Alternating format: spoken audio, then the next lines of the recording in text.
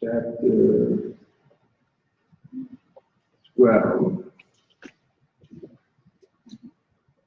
We spoke about Adonai said to Abram, get going out from the land, to your relatives and your father's house, the land that I will show you.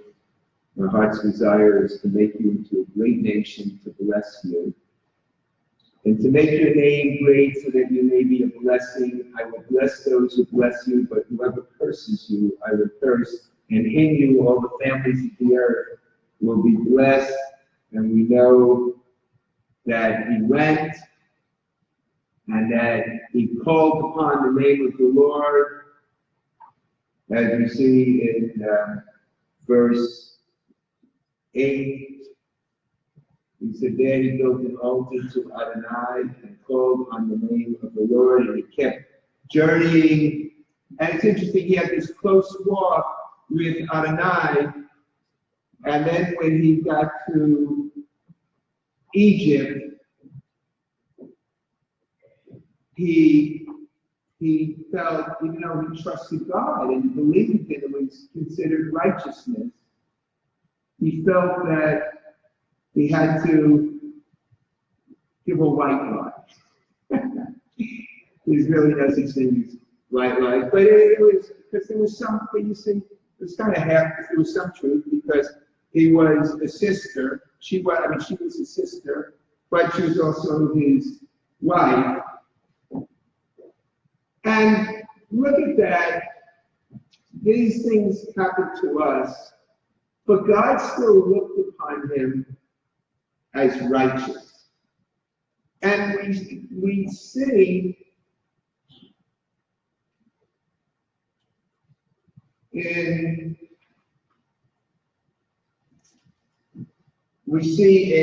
Genesis 17, verse 1, when Abram was 99 years old, Adonai appointed to Abram, and he said to him, I am El Shaddai, continually walk before me, and you will be blameless.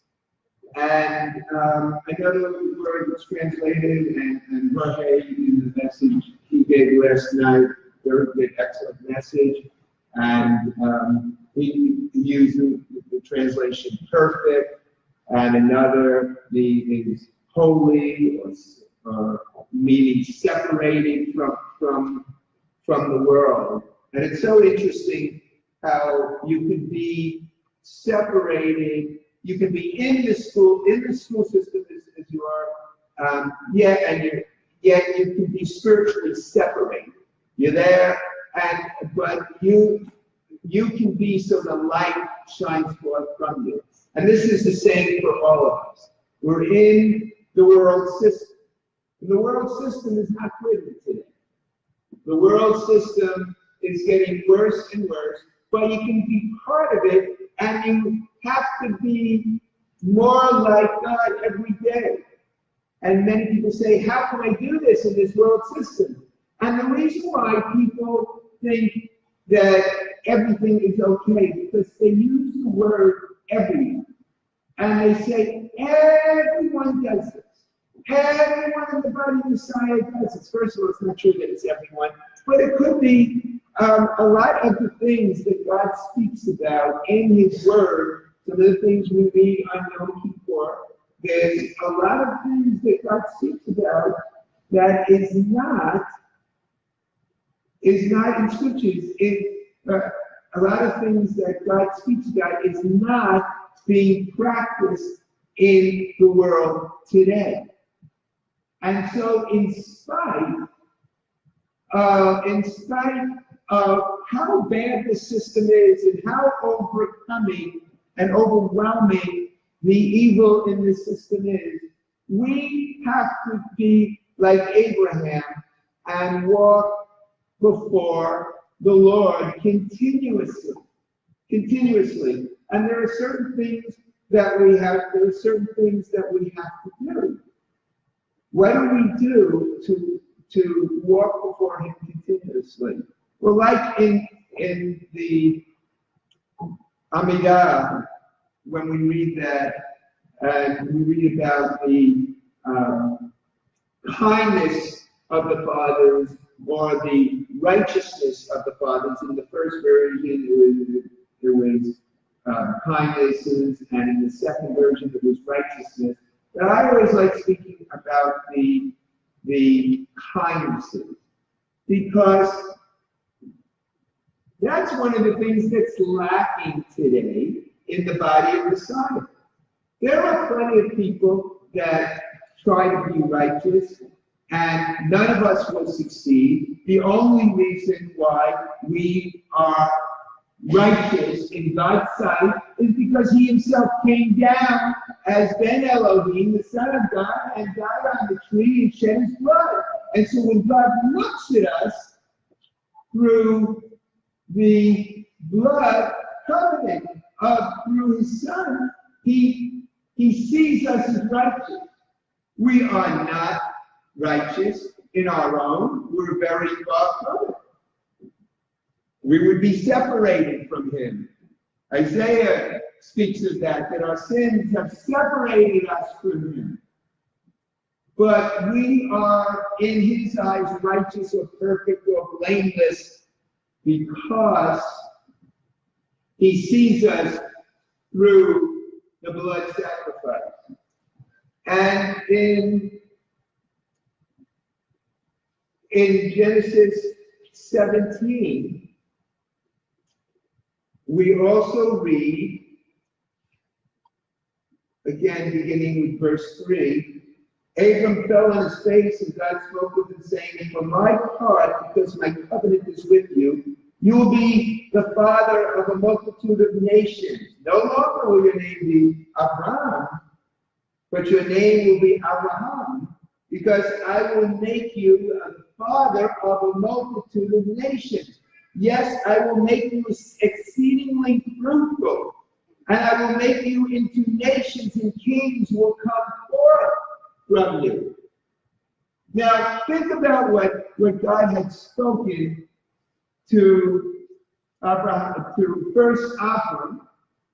He said, I will bless you, and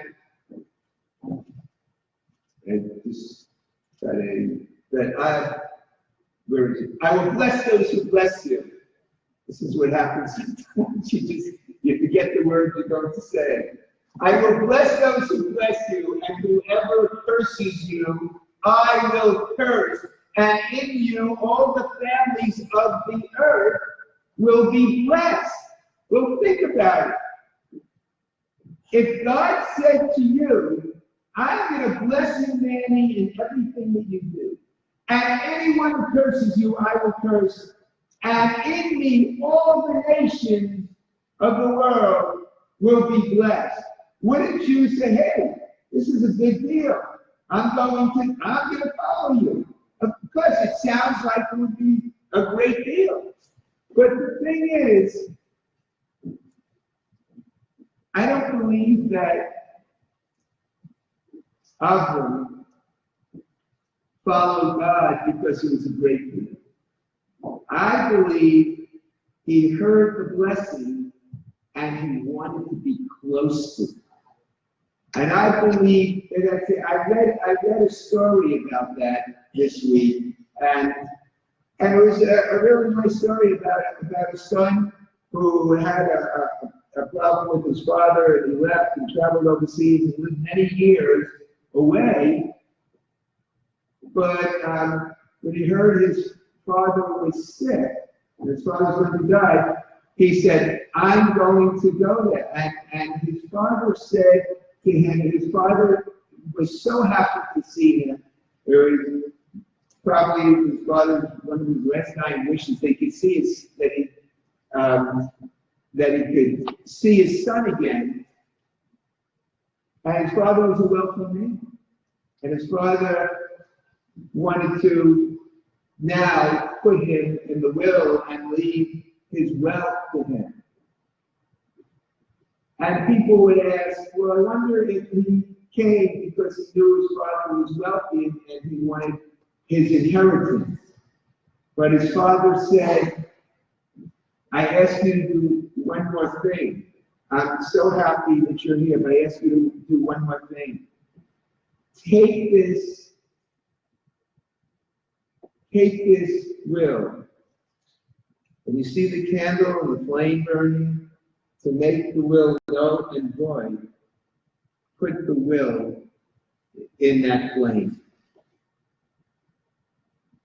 And he just wanted to be close to his father. He loved his father. Unfortunately, we know sometimes people get separated for many years, and it just takes one of the parties just making an attempt. Sometimes you have to make a few more attempts, but just making an attempt, especially with a father or a mother, or a sister or a brother. But he made the attempt, and it wasn't about his wealth.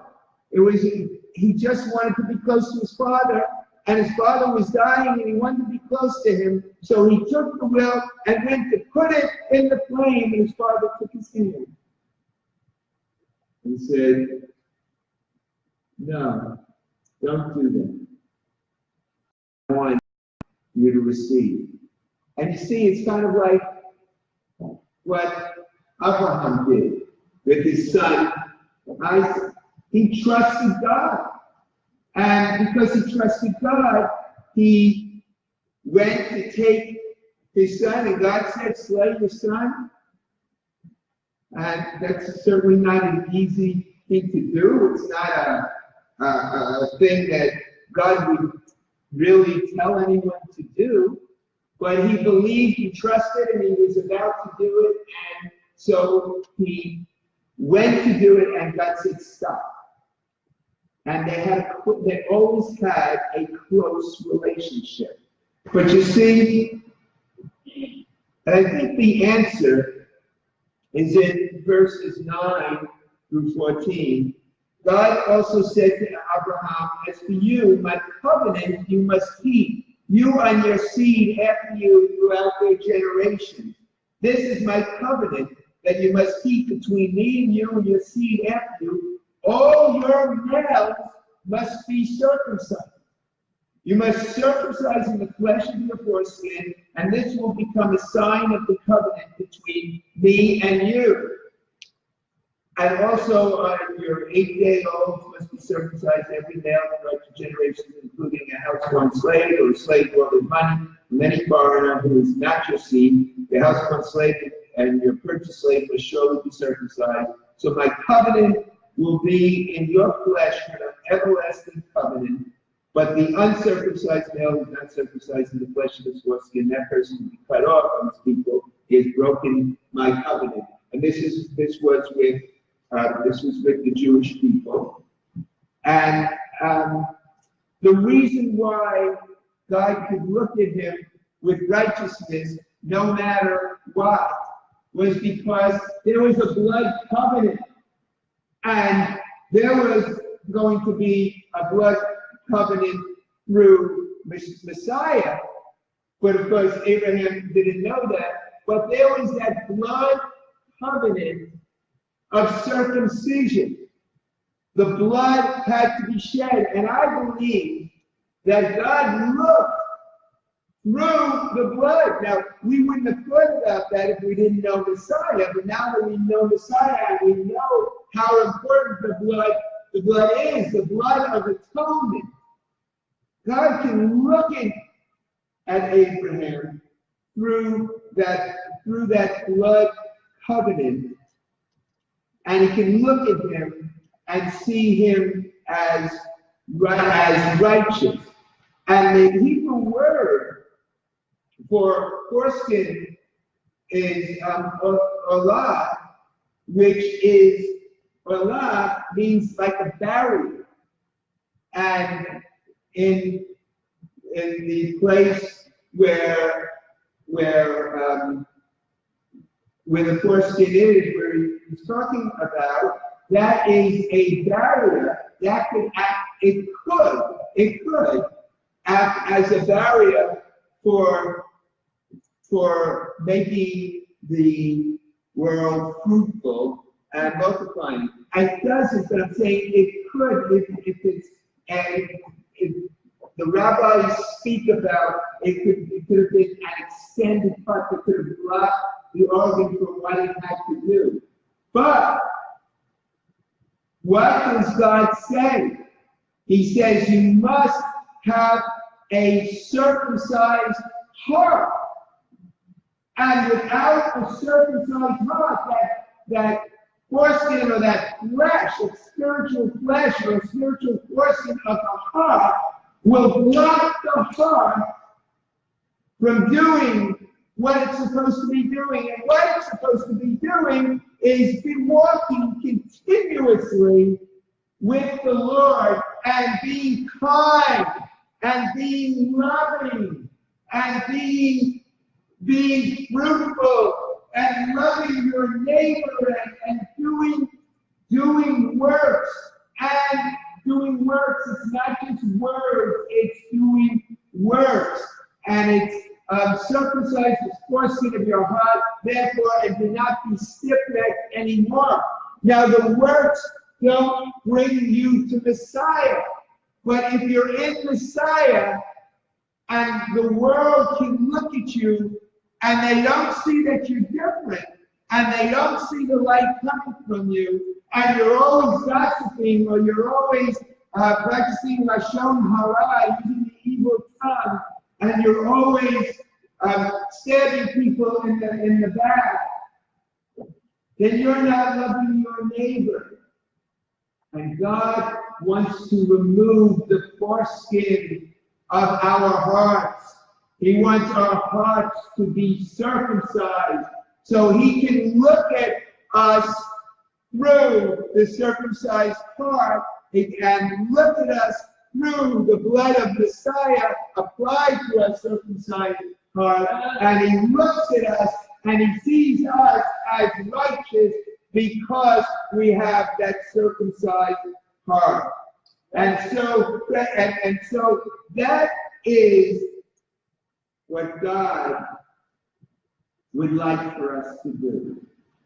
He would like for us to know He wants to bless us. Bless us more than we could ask or imagine. But He wants us to make sure that our hearts are circumcised. And how do we make sure? Number one, we have to ask Messiah, Yeshua, into our heart, so He can look at us through the blood that Messiah shed on the tree. And number two, we have to, number two is that we have to walk with acts of kindness and acts of righteousness, following His word, walking with Him continuously on a daily basis. It's our choice. And the choice is how we are going to walk. Are we going to walk with bitachon, with trust in the God of all creation? Are we going to walk with trust? And are we going to begin to wait on the Lord and not take things in our own hands and push and say, well, God told me to do this.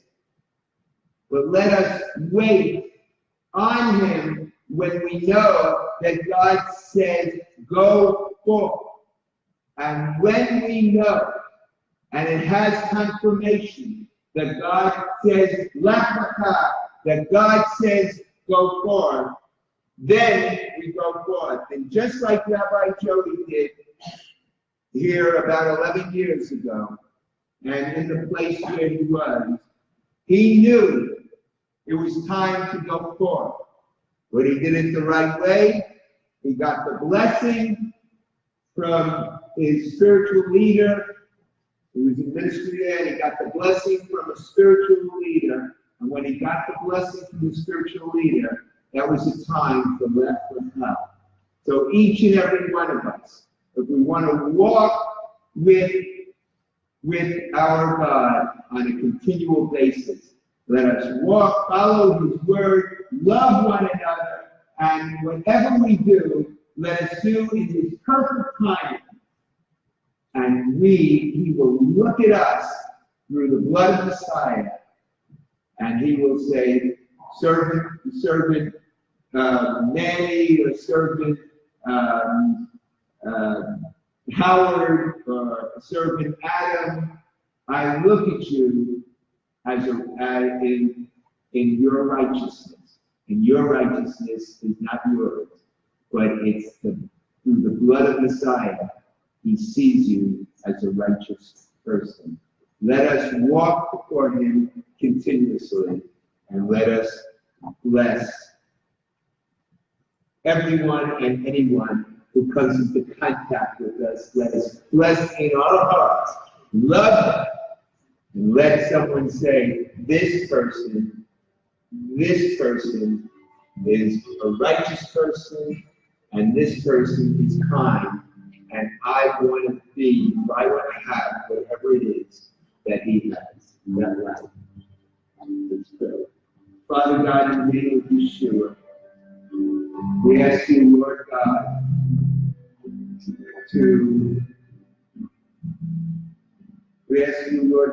to help us to walk on a daily basis in ways that you call us to walk. Let us not be a person who has anger or separation from a family member for years and years and years, and all we have to do is maybe make a call and help. And then we may reconcile. We pray, Lord God, for each person who has cursed us. No curse upon us shall alight, and any curse that is put on our head will go back to the person who cursed us. But we pray, Lord God, for divine reconciliation to those who have cursed us. And we pray for divine reconciliation with those who have cursed us.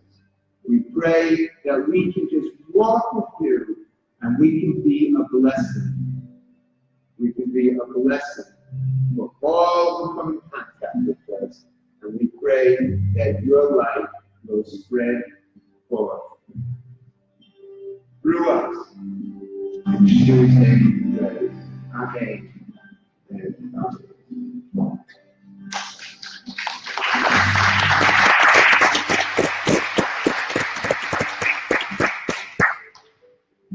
If anyone needs prayer, come forward for prayer. And our prayer warriors